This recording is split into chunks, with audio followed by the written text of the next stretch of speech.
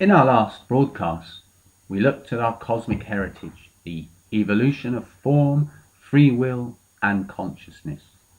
The age of Lemuria was mentioned, and how Lemurians could manipulate the forces of nature through their free will. Then planetary conditions were very different. The air was thicker, the water thinner, and the Earth's crust had not hardened, and we as Lemurians would not have been visible to the naked eye of a modern human. This was at an earlier stage of ours and our home planet's evolution. The Earth is now far denser, and we are far more embedded in structure.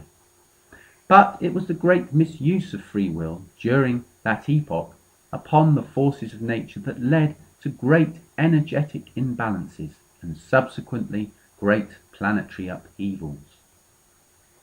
Walking across the Mendip landscape, marked by centuries of lead mining and embellished by conifer plantations, I began to wonder about the relationship of modern humans with nature. Like most of England, the Mendip landscape would once have been covered by mature deciduous woodland. We have over time changed the face of our landscape, and our actions have created an energetic vibration, one that we cannot sense, but that is felt by the Earth, indeed ripples out across the universe. Like the Lemurians, we manipulate the natural environment by habitually imposing our will upon it, insensitive to the energetic implications of our actions. Nicholas Mann, in his lecture, Glastonbury is a Prehistoric Observatory, talks about how our ancestors 4,000 to 5,000 years ago were constantly monitoring the movements of the heavens and the planet. The Egyptians were fascinated with the sun, whilst in Britain our northerly latitude meant that we were more interested in monitoring the moon. We happily monitor the weather, but have we lost a wider knowledge of the planetary cycles of change?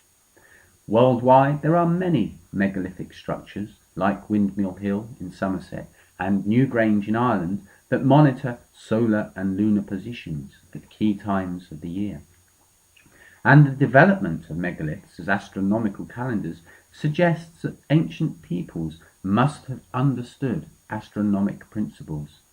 The position of many monuments orientated to coincide with calendrical festivals and solstice events. Within sacred sites, there is also evidence that the energies of seeds and grains could be enhanced by manipulating subtle energy fields around the earth and in the crystalline rock. If this was the case, then some megalithic structures may have existed to concentrate subtle energy fields around the planet, almost like a grid of energy, helping to enhance food production and healing. The spiritual significance of these ancient structures lasted for many centuries. Indeed, the Celts were said to have slept within them often in order to have dreams. The early church felt so threatened by the megalithic structures that from 452 AD they passed the first of a series of resolutions against the worship of trees and stones.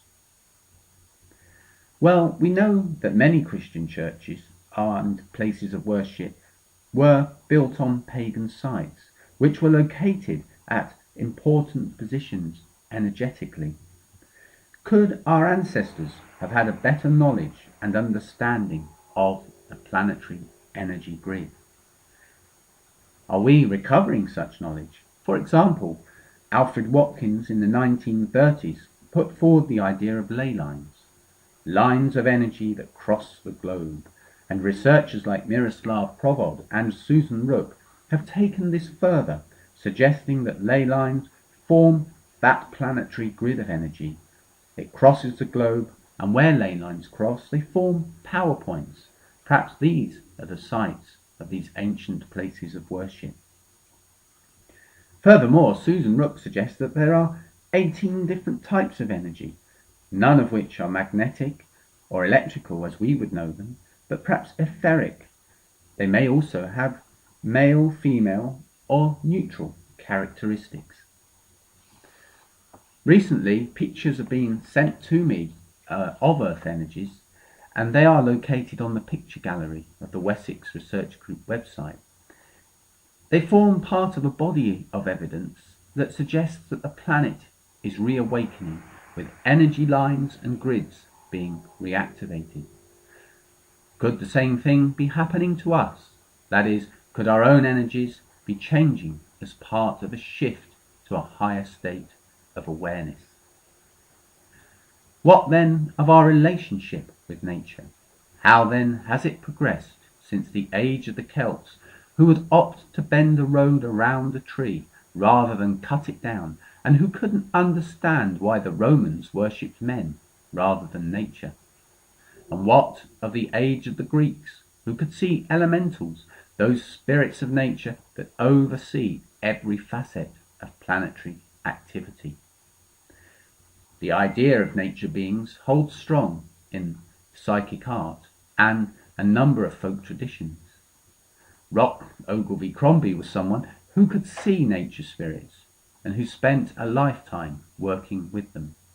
He recounts his adventures in a lecture called Conversations with Pan, which is on the digital archive of the Wessex Research Group Network site. There is also a fascinating book called Lifelines, which details the elemental kingdom from the perspective of energy. It gives us the idea that every facet of planetary activity is managed by spirits or beings, which we might call elementals, who are themselves energetic signatures of the energy they manage. Their energy is very different from ours, but the list of beings is endless, with divas managing the outer atmosphere, the mountain air, water, wind, thunder, indeed all facets of the plant, animal and mineral kingdoms.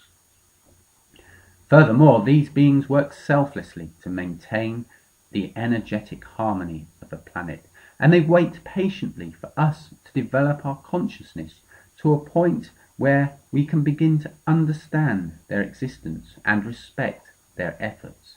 In doing so, we will understand ourselves in relation to the energetic flux of our home. Sir George Trevelyan pointed out that the planet has been created for us as a home, an environment in which we can learn. But every time a species becomes extinct through our actions, a little piece of ourselves is also killed. How patient must these spirits of nature be to have watched us over many millennia as we have acted like proverbial bulls in a china shop, insensitive to our actions. Well, during the last 50 years, there has been a growing awareness of environmental issues and compassion for the welfare of the animal and plant kingdoms. But compared to our ancestors, how disconnected are we from nature? Yes, we have developed a wonderful technology, but we have to rediscover ourselves as spiritual beings, recognizing that humans and celestial affairs are interwoven as one. Ascension to a fifth dimensional level of awareness will make us aware of this, aware that the universe, the planet, is everything, is energy. And through an increased level of sensitivity, we will have an awareness of the energetic consequences of our actions. It will be no longer a case of imposing our will on our home planet, but realizing that we are part of it, and as such, we must take responsibility for our actions, working to transform it and ourselves into a planet of love. As Alexander Pope once said, all are but parts of one stupendous whole, whose body nature is, and God the soul.